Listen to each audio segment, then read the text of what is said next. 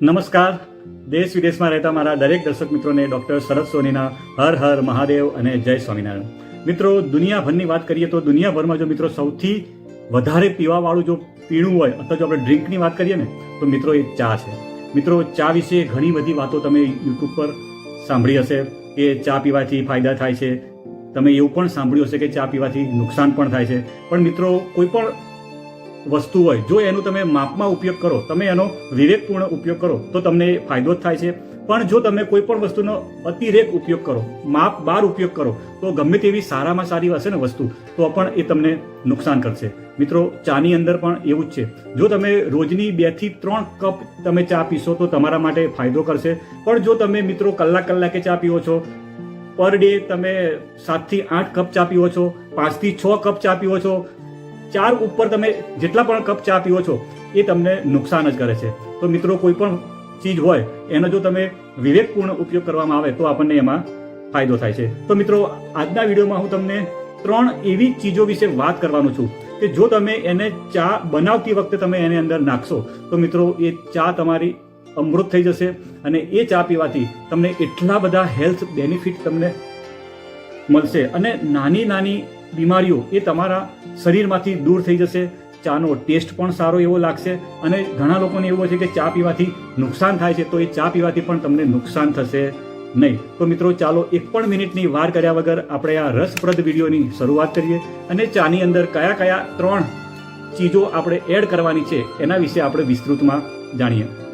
મિત્રો, તમને કીધું એ પ્રમાણે તમે ડેલી જો 2 થી 3 કપ ચા પીવો છો તો તમારા હેલ્થ માટે ખૂબ જ ફાયદાકારક છે મિત્રો.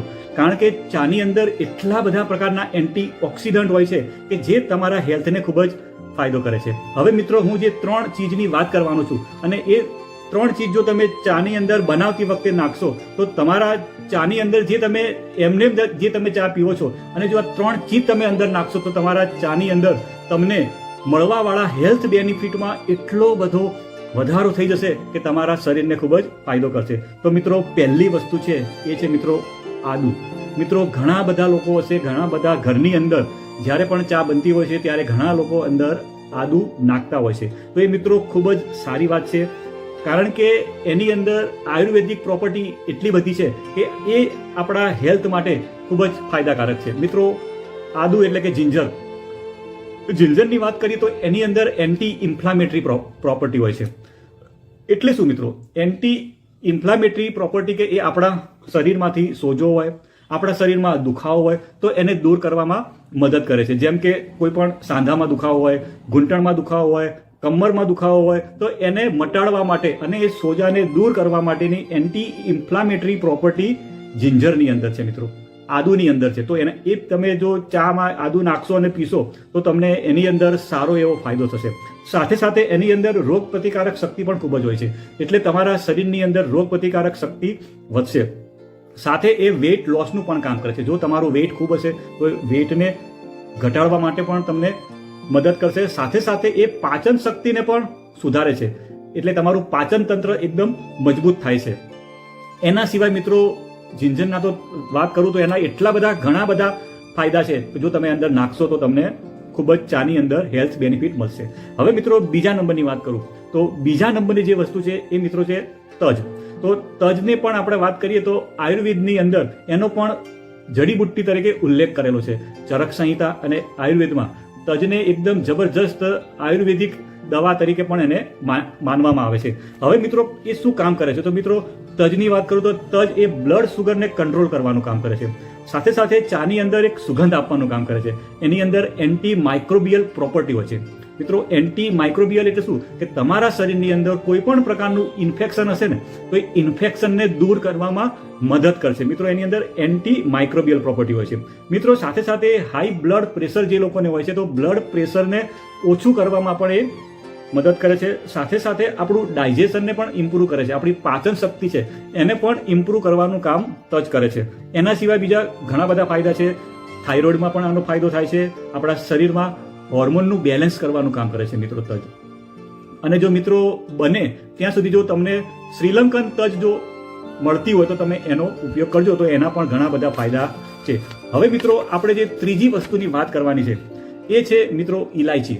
ઘણા બધા લોકોના ઘરની અંદર ચા બનતી હશે એમાં ઘણા બધા લોકો ઇલાયચીનો ઉપયોગ કરતા હશો. ઇલાયચીના દાણા છે આપણે એને પીસીને નાખવાના છે, પણ ઘણા બધા લોકોને એના ફાયદા ખબર નહીં હોતા.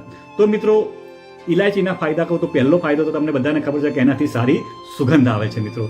અને એના હેલ્થ બેનિફિટની વાત કરીએ તો એ આપણા પાચન શક્તિને મજબૂત કરવાનું કામ કરે છે મિત્રો. એની અંદર ભરપૂર માત્રામાં એન્ટીઓક્સિડન્ટ હોય છે જે આપણી રોગ પ્રતિકારક શક્તિને મજબૂત કરવાનું કામ કરે છે. સાથે સાથે બ્લડ પ્રેશરને નિયંત્રિત કરે છે મિત્રો. આપણા હાર્ટ, આપણા હૃદયને સ્ટ્રોંગ બનાવવાનું કામ કરે છે ઇલાયચી મિત્રો. પથરીની જે લોકોને સમસ્યા હોય એની અંદર ફાયદો થાય છે. ઘણા લોકોને ગળાની સમસ્યા હોય, ગળામાં ખારાશ હોય, ગળામાં દુખાવો થતો હોય, ગળાની અંદર પેઇન થતું હોય, એમાં પણ ફાયદો કરે છે. જે લોકોને કફની સમસ્યા હોય એની અંદર પણ ફાયદો થાય છે. જે લોકોને પેટમાં ગેસ રહેતો હોય એ લોકોને પણ ઇલાયચી ફાયદાકારક છે. સાથે સાથે વાત કરું તો જે લોકોને કબજિયાત રહેતી હોય એની અંદર પણ ઇલાયચી ખૂબ જ ફાયદાકારક છે. અને વાત કરું તો આપણા બ્લડને ડિટોક્સિફાઈ કરવાનું કામ કરે છે. આપણા બ્લડની અંદર જે ઝેરી તત્વો હોય છે એ ઝેરી તત્વોને શરીરની બહાર નીકાળવાનું કામ ઇલાયચી કરે છે મિત્રો. એટલે કે આપણા બ્લડને પ્યુરિફાઈ કરવાનું કામ કરે છે. અને સાથે સાથે પુરુષોમાં જો શારીરિક નબળાઈ હોય એને પણ દૂર કરવાનું કામ ઇલાયચી કરે છે. તો મિત્રો ઇલાયચીના આટલા બધા ફાયદા છે એટલે તમને કીધું એ પ્રમાણે તમે ચા બનાવતી વખતે તમે આનો ઉપયોગ કરી શકો છો. હવે તમારે કેટલી માત્રામાં ઉપયોગ કરવી મિત્રો? જો તમારે 1 કપ ચા બનાવવી હોય તો હંમેશા તમારે જ્યારે ચા બનાવો ત્યારે તમારે પહેલા પાણીને થોડું ગરમ કરવા દેવાનું છે. ગરમ થઈ જાય પછી તમારે આ બધું વસ્તુ તમારે અંદર નાખવાની છે. તો તમારે 1 કપ તમે ચા બનાવતા હોય તો અડધી ચમચી તમારે પીસેલું આદું લેવાનું છે. નાની ચમચીનો ચોથા ભાગનો તજનો પાવડર લેવાનો છે મિત્રો. તજનો પાવડર છે તમારે વિચારીને ઉપયોગ કરવાનો છે, એ થોડો ગરમ પડતો હોય છે. એટલે નાની ચમચી અને એની અંદર ચોથા ભાગનો પાવડર એટલો આપણે તજનો પાવડર. અને તમે 1 થી 2 ઇલાયચી તમે લઈ શકો છો. તમારે શું કરવાનું છે, અંદરથી દાણા અંદરથી નીકાળી લેવાના છે અને તમારે એને પીસી નાખવાના છે દાણાને. અને પછી એ દાણા તમારે બધું જે ગરમ પાણી થતું હોય એ ગરમ પાણીની અંદર તમારે એ દાણા નાખવાના છે. અને કમ્પ્લીટ પહેલાં એ બધી વસ્તુ તમારે અંદર પાણીની અંદર આવી જાય એની સાથે પછી તમારે ચા એડ કરવાની છે. અને ચાને પણ થોડી વાર ગરમ થવા દેવાની છે. અંદર ચાનો રસ, જે ચાની અંદર એન્ટી ઓક્સિડન્ટ જે તત્વો છે એ બધા પાણીની અંદર આવી જશે. અને પછી તમારે છેલ્લે તમારે દૂધ એડ કરવાનું છે. અને જો તમે ખાંડનો ઉપયોગ કરતા હોય તો મારી તો એવી સલાહ છે કે ખાંડને સફેદ ઝેર કહેવામાં આવે છે. તો મિત્રો ખાંડની જગ્યાએ તમે ગોળનો પણ ઉપયોગ કરી શકો છો. પણ મિત્રો ગોળ નાખવાની રીત ઘણા બધા લોકોને ખબર હોતી નથી. ચામાં ક્યારે ગોળ નાખાય? જો તમે ચા મતલબ કે તમે ગેસ ચાલુ હશે અને તમે ગોળ નાખશો ને થોડી જો ગરમ કરશો તો ચા તરત ફાટી જશે મિત્રો. તો મિત્રો ચાની અંદર ગોળ નાખવાનો સમય કમ્પ્લીટ ચા થઈ જાય એ વખતે તમારે શું કરવાનું છે, અલગથી તમારે ગોળને છીણી નાખવાનો છે. એકદમ પાતળો તમારે એના છીણી નાખવાનો છે. કમ્પ્લીટ ચા થઈ જાય, ગેસને બંધ કરી અને પછી તમારે અંદર 1 ચમચી જેટલો તમે અંદર ગોળ નાખી શકો છો. છેલ્લે ગોળ હંમેશા તમે નાખો તો છેલ્લે નાખજો.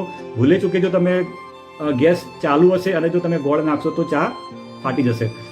એટલે મિત્રો ખાંડનો બને ત્યાં સુધી ઉપયોગ નહીં કરવાનો. તમને જો મેં કીધું પ્રમાણે તમે જો 3 કપ ચા પીવો છો તો તમે 1 કપ ચામાં 1 ચમચી તમે ખાંડ નાખો તો તમે દિવસની અંદર 3 ચમચી તમે ખાંડ નાખો છો અને તમારા શરીરની અંદર જાય છે. અને ખાંડ એ એક પ્રકારનું સફેદ ઝેર છે મિત્રો. તો બને ત્યાં સુધી ખાંડનો ઉપયોગ ના કરતા અને ગોળનો ઉપયોગ કરજો. મિત્રો તમને મારો વિડીયો સારો લાગ્યો તો લાઈક શેર કરજો. અને મને વિશ્વાસ છે કે તમે મારા આ વિડીયોમાંથી કંઈક ને કંઈક નવું શીખ્યા હશો. બાય બાય મિત્રો.